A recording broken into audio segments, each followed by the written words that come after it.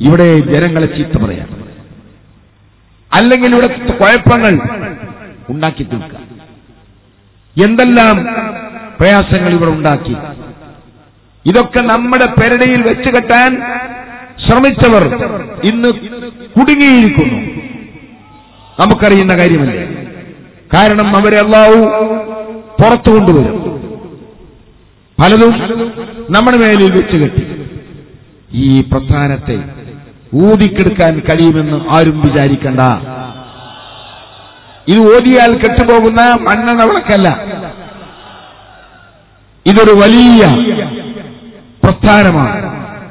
ആ പ്രസ്ഥാനത്തെ വെല്ലാൻ മറ്റൊരു സമൂഹം അല്ലെങ്കിൽ ഒരു സംഘടന ഇതുപോലെ ഇവിടെ ലോകത്ത് വേറൊന്നില്ല. അതുണ്ടാക്കാൻ കഴിയുമെന്ന് ശ്രമിക്കുകയും വേണം. നമുക്കാരോടും വിരോധമില്ല, ആരോടും വിധേയത്വവുമില്ല.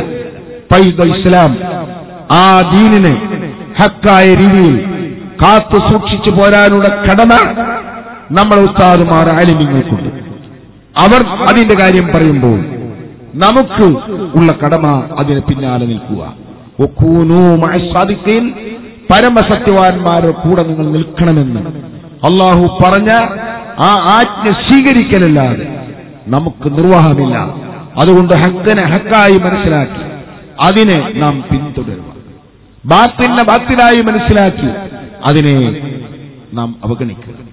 എന്തൊക്കെ ആരൊക്കെ പറഞ്ഞുണ്ടാക്കിയാലും അതിലൊന്നും യാഥാർത്ഥ്യമില്ല എന്ന് നിങ്ങൾക്ക് മനസ്സിലായതുകൊണ്ട് ഞാൻ അതിലേക്കൊന്നും കടക്കുന്നില്ല. നേരത്തെ പഴശ്ശി ഉസ്താദ് പറഞ്ഞതുപോലെ ബഹുമാനപ്പെട്ട ഉസ്താദിന് എതിരാണ് ഞാൻ, ഉസ്താദിന്റെ എതിരിലാണ് പേരോട്. ഇവിടൊക്കെ സംഘടനക്കുള്ളിൽ വേറൊരു സംഘടന ഉണ്ടാക്കുന്നവനാണ് എന്ന് പറഞ്ഞ് വസുവാസുണ്ടാക്കിയാൽ ഈ പ്രസ്ഥാനം തകർന്നു പോകുമെന്നാണ് ആ കൂട്ടർ കരുതിയെങ്കിൽ ഈ സമ്മേളനം ഒന്ന് കണ്ടു നോക്കട്ടെ.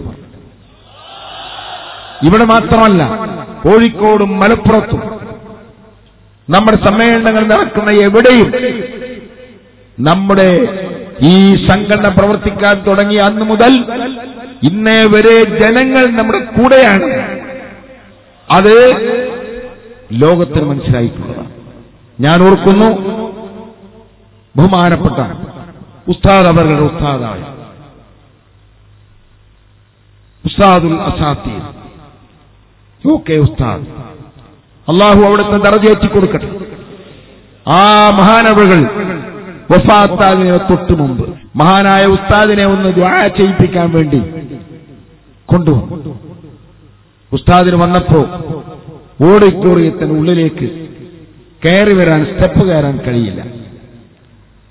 അതുകൊണ്ട് ഞാൻ താഴെ വെച്ച് ദുആ ചെയ്യാമെന്ന് പറഞ്ഞു വണ്ടിയിലേക്ക് ഞങ്ങൾ മൈക്ക് കൊടുത്തു.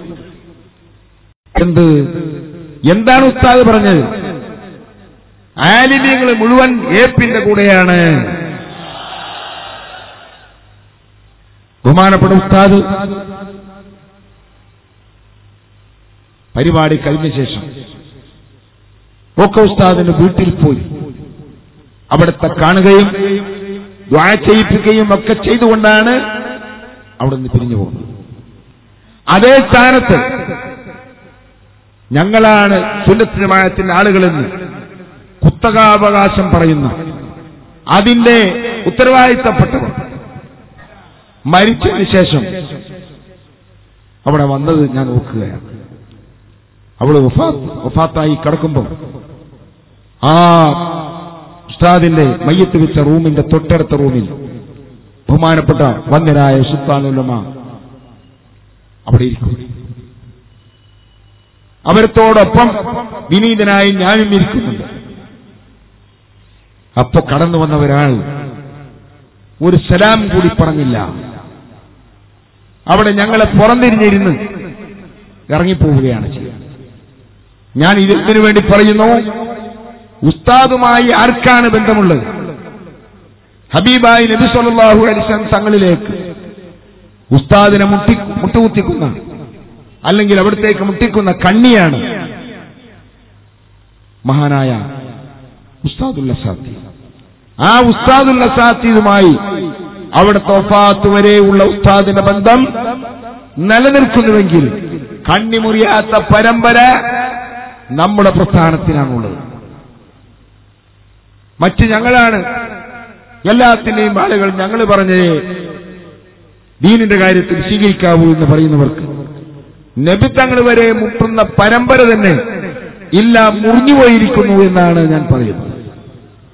അതുകൊണ്ട് ഈ സത്യം സത്യമായി മനസ്സിലാക്കി സത്യത്തിന്റെ പിന്നാലെ നമ്മുടെ നേതൃത്വത്തിന് പിന്നാലെ അടിയുറച്ചു നിൽക്കാമെന്നും ആരെന്ത് കുൽമാലുകൾ പൊരുത്തത്തിലാക്കട്ടെ എന്ന് ദുആ ചെയ്തു സത്യത്തിൽ അടിയുറച്ചു നിൽക്കാൻ നമുക്കൊക്കെ അല്ലാഹു തൗഫീഖ് ചെയ്യട്ടെ.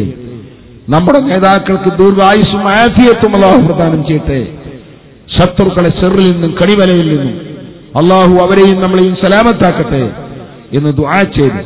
ബിസ്മില്ലാഹിർ റഹ്മാനിർ റഹീം.